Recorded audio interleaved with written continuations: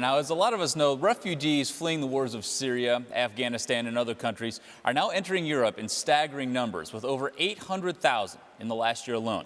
An initiative project to help manage the refugee crisis has recently been proposed by Richard Economakis, a professor and director of graduate studies here at Notre Dame's School of Architecture, and he joins me now. Richard, welcome to Notre Dame Day. Thank you for your time. Thank you. It's a pleasure.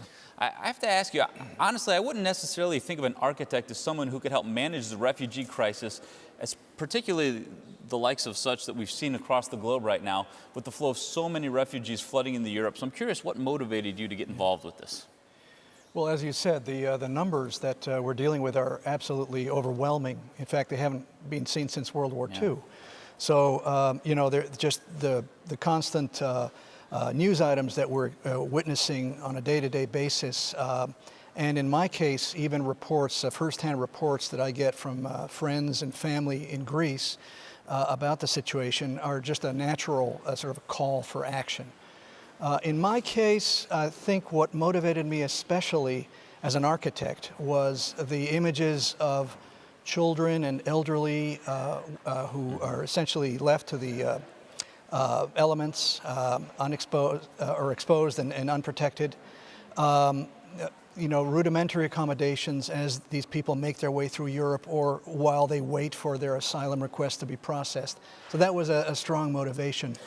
Another motivation was my familiarity with the recent refugee situation from, in Greece. A lot of Greeks in the 1920s came into the country as refugees.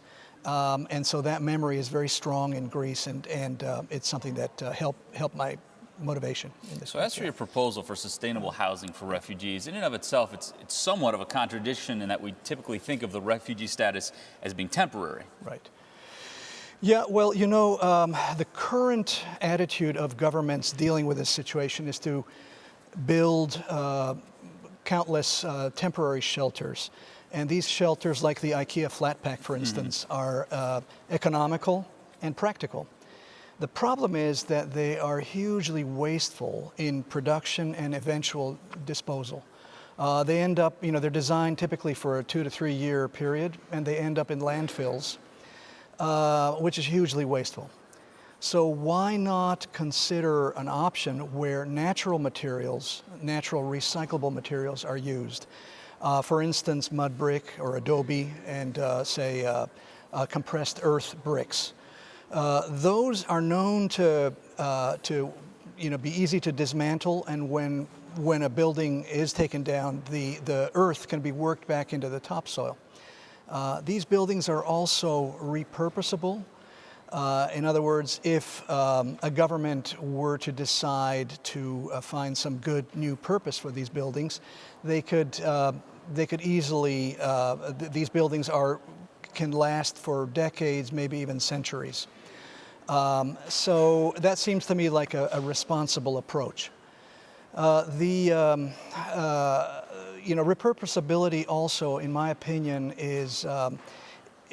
should be attractive to investors because it represents a potential return for their investment, whereas the current mass-produced short-term housing is a net loss in terms of repurposability.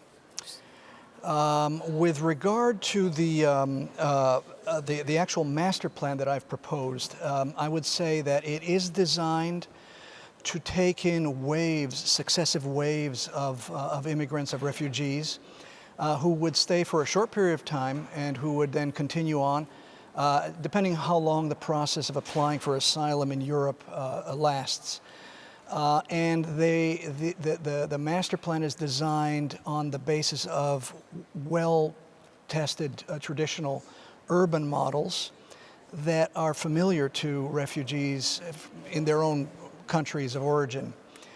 So there are, a host of amenities like public squares where they can congregate, recreational parks, community halls, clinics, daycare centers, etc. And we're seeing your plans on the screen right now. It's clear a ton of thought has gone into this. Real quick before I let you go, I understand that plans are now under consideration by a number of organizations and governments. So can you fill us in on that just a little bit? Yes, I have shared the proposal with a number of governments in Greece and elsewhere in Europe, including the European Commissioner for Migration and the United Nations. And they have expressed, a lot of them have expressed great interest. But given the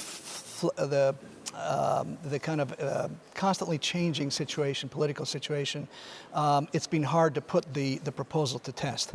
However, the master plan is designed as a template that can be adapted to any number of topographic and cultural contexts.